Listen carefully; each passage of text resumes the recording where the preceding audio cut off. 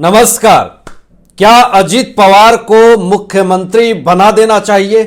चारों तरफ चर्चा का विषय बना हुआ है कि अजीत पवार को मुख्यमंत्री बनने का अधिकार है, क्योंकि पहले वह उप मुख्यमंत्री थे।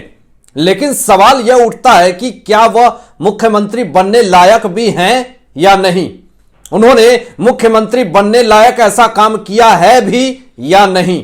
आज आपको बताएंगे इस वीडियो में कि कैसे अजीत पवार मुख्यमंत्री बनने के लिए हाथ पैर मार रहे हैं। तो इस पर शरद पवार ने क्या कहा है, उनकी इस पर क्या प्रतिक्रिया है, यह भी बात करेंगे। और भी विशेष मुद्दे हैं जिस पर आज इस वीडियो में बात करेंगे।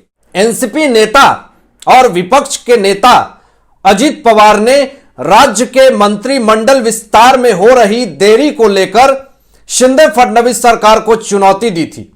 अजीत पवार ने सरकार की आलोचना करते हुए कहा कि छोटे बच्चे के जन्म में इतना समय नहीं लगता। इस पर केंद्रीय मंत्री नारायण राणे ने अजीत पवार की आलोचना की है। नारायण राणे जी ने क्या कहा, जरा इस बात को सुनिए। नारायण राणे जी ने कहा कि बच्चे और विस्तार के बीच क्या संबंध है, अजीत पवार उस प्रक्रिया को जानते हैं। मंत्री रहते हुए उन्होंने क्या किया, इसकी जांच की जा रही है। जरा याद हो अजीत पवार को तो याद दिलवाना चाहेंगे कि जब महाराष्ट्र के सत्ता में अजीत पवार थे, महाविकास आघाड़ी की सरकार थी, तो उस वक्त इन लोगों ने कौन से बड़े काम कर दिए थे जो आज आलोचना कर रहे हैं। कुछ चीजें देर से होती हैं लेकिन वो दुरुस्त होती है।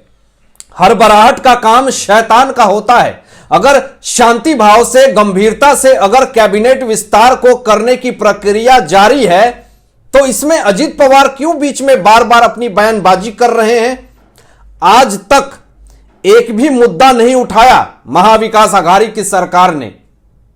क्या क्या घपलेबाजी हुई, आज तक एक बार भी बात नहीं किया कि महाराष्ट्र की सत्ता में कितनी धांधली हुई।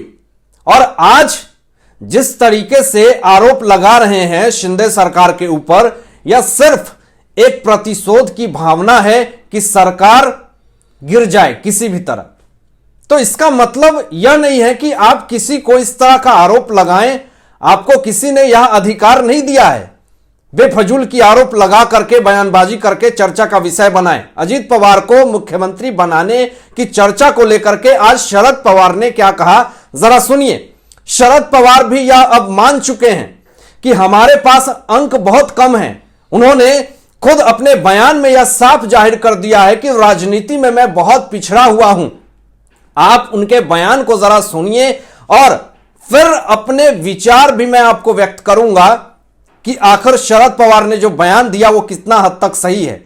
एनसीपी के कुछ विधायकों ने हाल में ही अजीत पवार को मुख्यमंत्री बनते देखने की इच्छा जताई थी, इसलिए अब प्रदेश की राजनीति में यह चर्चा छिड़ गई है।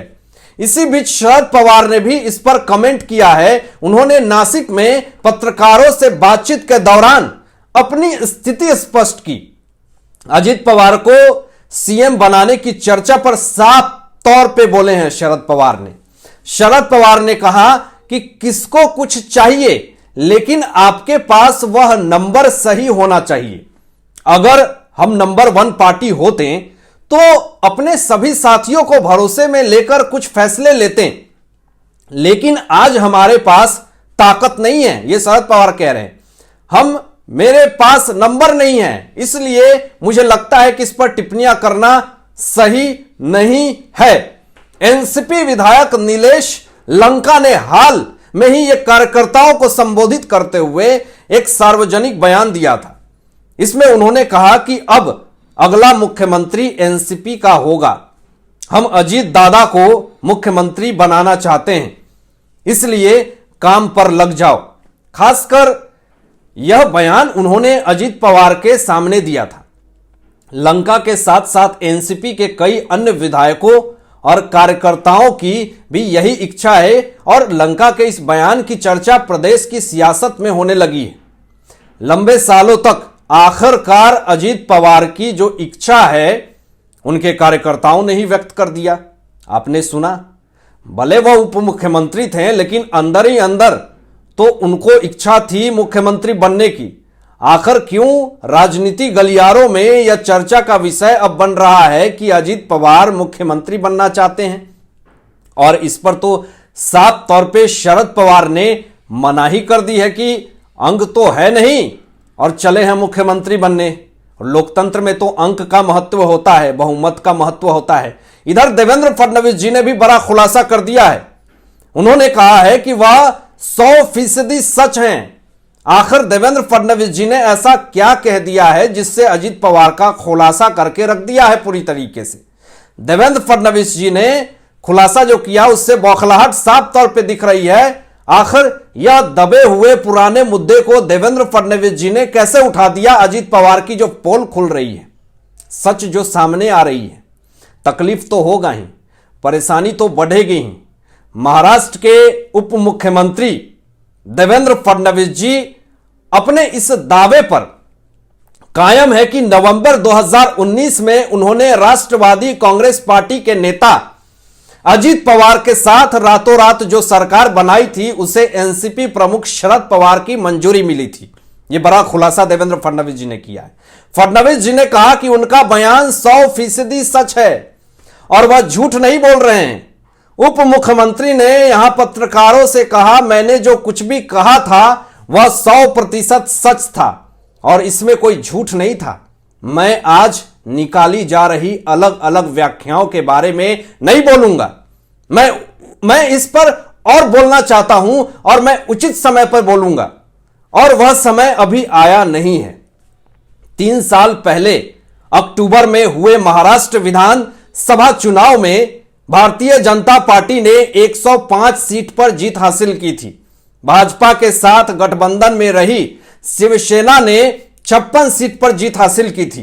गठबंधन के पास सरकार बनाने के लिए पर्याप्त सीट होने के बावजूद दोनों सहयोगी दलों के बीच मुख्यमंत्री का पद किसे मिलेगा, इसको लेकर विवाद हो गया, जिसके परिणाम स्वरूप शिवसेना ने कांग्रेस और एनसीपी के साथ मिलकर सरकार बनाने के लिए बातचीत शुरू की।